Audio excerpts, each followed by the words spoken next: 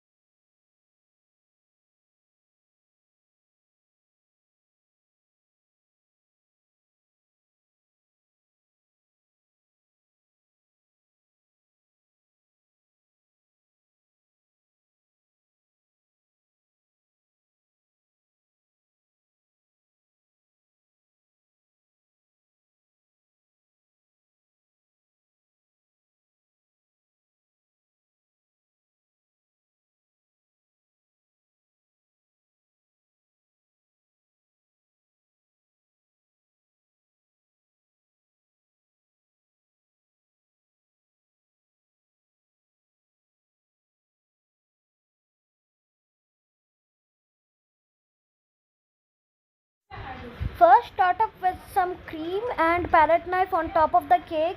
Then smoothly rub it with a palette knife on top of the cake. And also rub the palette knife with cream on the side of the cake, and then it's done.